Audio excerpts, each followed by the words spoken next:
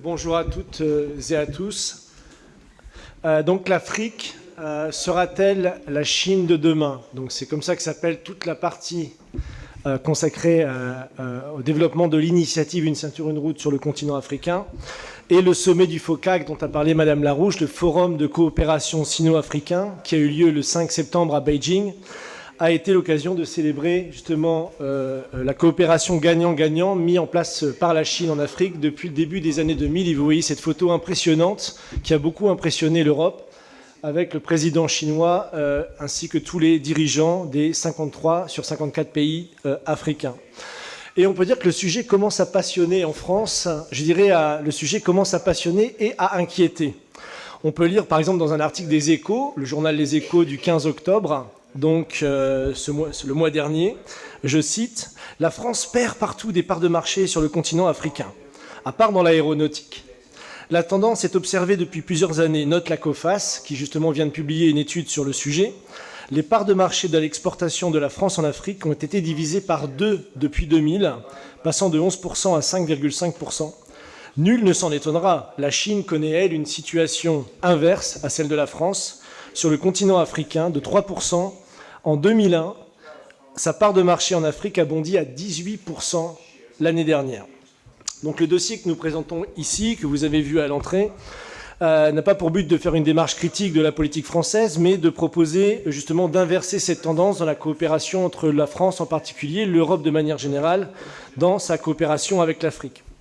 Alors avant d'entrer dans le vif du sujet du rapport, il faut mettre fin à une rumeur qui est cette fameuse diplomatie de la dette, comme quoi la Chine endetterait l'Afrique, et une petite historique, puisque l'expression diplomatie de la dette a été, qui signifie que la Chine renforce son influence sur les nations africaines en les obligeant délibérément à prendre plus de dettes qu'elles ne peuvent en rembourser, a été rendue publique par un rapport du département d'État américain en mai 2018. Vous trouverez les références dans ce dossier, donc écrit par Sam Parker du Centre Robert et René Belfer du Bureau des sciences et des affaires internationales de la Harvard Kennedy School. Donc c'est ce rapport qui a été ensuite diffusé à l'échelle internationale par le département d'État américain pour sonner l'alarme contre l'initiative Une ceinture, une route.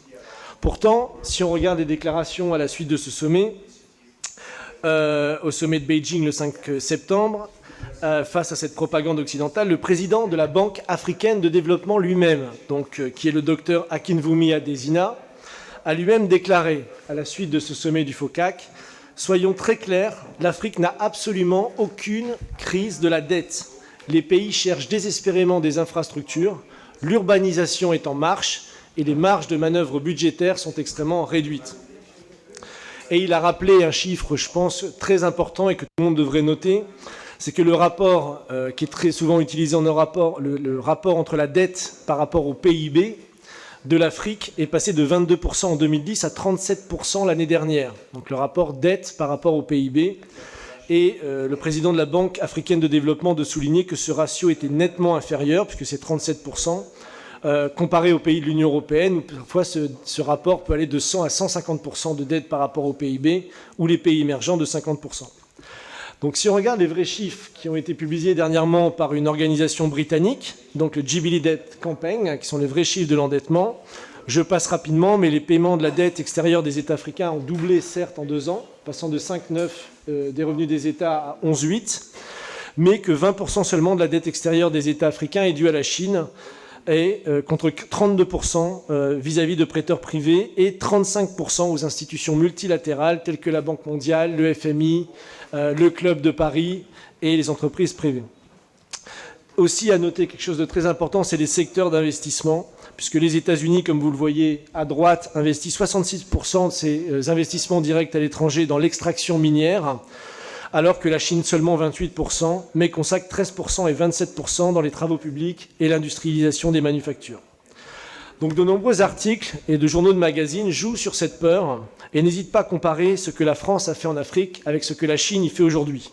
Rien n'est plus faux, évidemment, on en a parlé, et justement notre modèle est là pour présenter la réalité de ce qui s'y passe. Marianne titrait encore il y a 2 semaines « Adieu la France-Afrique, bonjour la Chine-Afrique », par exemple. Donc, l'Institut Schiller n'a eu de cesse depuis quelques années d'utiliser des rapports internationaux comme le rapport McKinsey par exemple, qui s'intitule « La danse des lions avec des dragons » et qui était publié par un institut occidental, montrant que depuis les années 2000, les investissements chinois en Afrique ont augmenté de 20% par an, reléguant loin derrière ceux de l'Inde, de la France, des États-Unis et de l'Allemagne. McKinsey, dans ce rapport, identifie 10 000 entreprises privées opérant dans divers secteurs de l'économie africaine, la fabrication manufacturière, les services, le commerce, la construction et l'immobilier. Celle-ci fait déjà travailler sur plus de 3000 projets d'infrastructures, plusieurs millions d'Africains sur le continent. Et sur l'échantillon qui est étudié dans ce rapport, vous trouverez l'échantillon de 1000 entreprises privées qui ont embauché plus de 300 000 Africains. Sans oublier évidemment de mentionner les transferts de technologies, pour ceux qui suivent au Kenya par exemple, en Éthiopie, dans le domaine du textile en particulier, et évidemment la formation, puisque 44% des personnes employées sur ces projets ont une formation de niveau cadre. Mais j'en viens à ce que vous attendez, c'est-à-dire le contenu de ce rapport, le dossier qui nous donne à voir l'Afrique avec les yeux du futur. L'Afrique peut et doit faire un saut de grenouille, comme disait Carrel, et pas ni ramper, ni faire une politique des petits pas. La base du projet de l'initiative Une ceinture, une route en Afrique, c'est l'interconnectivité, qui est un concept extrêmement développé. Et pour cela, l'initiative Une ceinture, une route a rejoint le programme de l'Union africaine, qui s'appelle l'Agenda 2063. Et l'Agenda 2063, je vous lis son premier article, qui est public sur Internet, déclare que d'ici à 2063, les infrastructures requises seront mises en place pour soutenir l'intégration et la croissance accélérée de l'Afrique. La transformation technologique, le commerce et le développement, les réseaux ferrés à grande vitesse, les routes, les lignes maritimes, le transport maritime et aérien, les technologies de l'information et de la communication et l'économie numérique bien développée. Un réseau ferré panafricain à grande vitesse reliera toutes les villes principales et ou capitales du continent d'ici à 2063. C'est dans ce cadre-là que l'initiative Une ceinture, une route s'est engagée à aider l'Afrique dans ce projet africain. Alors juste un exemple, donc je vais passer vite parce que comme ça vous devrez acheter le dossier pour voir les détails. Donc un exemple de ce projet de l'agenda 2063 en partenariat avec l'initiative Une ceinture, une route, c'est le transsahélien Nouakchott-N'Djamena, que vous voyez ici, donc des lignes de chemin de fer à grande vitesse, avec en son centre un projet qui concerne tout particulièrement la France, que vous voyez surligné, qui est le projet Africa Rail. Donc, puisque la maîtrise d'ouvrage et le droit à réaliser ce projet sont détenus par une société française qui s'appelle Africa Rail, mais qui n'a pas pu mettre ce projet en place jusqu'à présent, et qui est simplement une boucle ferroviaire de 3000 km, donc pour relier le Togo, le Niger, le Burkina Faso et la Côte d'Ivoire, et désenclaver toute cette région qui ne l'est pas aujourd'hui. Un autre exemple qui me tient beaucoup à cœur au regard de la situation dans ce pays, c'est évidemment un programme que vous trouverez entièrement détaillé pour la première fois de désenclavement de la République démocratique du Congo. C'est la première fois qu'est présenté officiellement un programme complet, chemin de fer, réseau de télécommunications, barrage hydroélectrique, tout un projet d'interconnexion de l'ensemble du pays. Voilà, vous voyez juste la carte ici. Pour les autoroutes maritimes, je n'en citerai qu'un seul projet. Vous verrez, il y en a de nombreux autour du Nil, il y en a beaucoup en Angola, il y a dans tout le continent africain. Mais je ne mentionnerai que celui qui est le projet d'aménagement du canal du Rift africain pour relier les grands lacs entre eux. Donc du nord au sud, du lac Kyoga, donc vers le lac Tanganyika, donc vous voyez ici, voilà ici.